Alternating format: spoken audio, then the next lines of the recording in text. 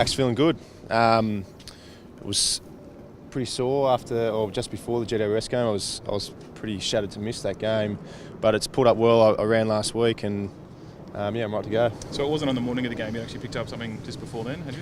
The night before was sore, and I woke up in the morning of the game and pretty much couldn't move. So the doctors ruled me out pretty quickly, and then it's been a gradual sort of process since, and it's pulled up pretty well. And trained on Tuesday, trained fully, trained for an hour and moved well. So it's responded well, and as I said, ready to go. GWS gave us a lesson in contested ball. The second half they smashed us. They were harder at it. They wanted it more, which is what it boiled down to, and it was pretty embarrassing to watch some of the vision. I'm sure a few of the boys took it pretty hard, but it had to be seen, it had to be done, and we'll address it.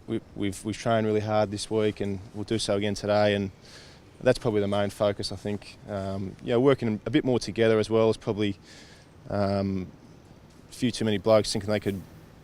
Probably a few too many individuals out there, not so much a team as what we've done well in the past. What do you make of that innuendo that's been going on for a couple of weeks? Well, I mean, people ask us, is it a distraction? I mean, it is if you read the paper every day a little bit, but inside the four walls of the club, we know the direction we're going. We know what's going on, and we're focused on that. We knew there was going to be publicity and people talking, and the buddy signing and whatnot.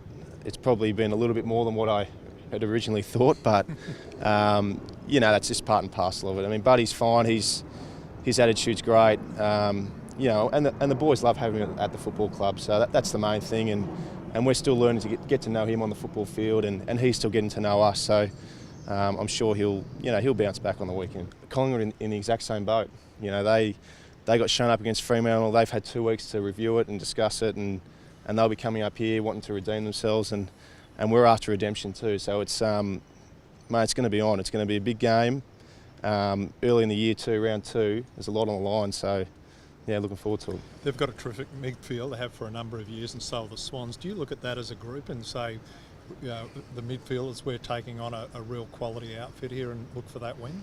Yeah, I mean, absolutely. They've got quality all through their midfield. They've got strong depth. I mean, similar to us. They got beaten against Fremantle in the midfield, and we got beaten in the midfield against GWS. So both of them have copped a bit of a whack, and we're pretty proud, individuals and as a group. So we'll both be looking to make a claim this weekend. Hanbury's another one who's probably been copping it a bit and was probably a bit down against the Giants, although he wasn't alone. But you back him to bounce back pretty hard? Yeah, I back him. He's a great young kid. He's got a great attitude. He knows he wasn't at his best against the Giants, and he's trained really well. He's a proud fella. He's a great kid, as I said, great attitude. I expect him to bounce back. I've had some one-on-one chats with him. He's probably the first time in his career he's probably had a little bit of a dip in form.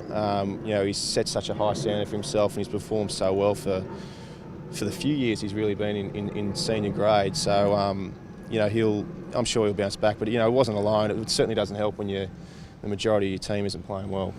I mean, you dropping out loud Ryan to come back into the side there. I mean, do you think he's going to get back this week, even though you're coming back in? Or? Yeah, look, he's a chance, absolutely. I mean, he's a great player. He's a great player. One of the things we need to get right is to get the right balance in the group. I mean, with Tom Mitchell and Josh Kennedy and these guys coming in and making an impression, and Luke's the other one. You don't want to have a 2-1 pace midfield. You need some speed, and we've injected Harry Cunningham into the mix, and Jets and Gary Rowan will run around a bit there too. So he's aware of that, and he knows when there's a match up there for him, he'll perform really well, and we trust him absolutely to do that.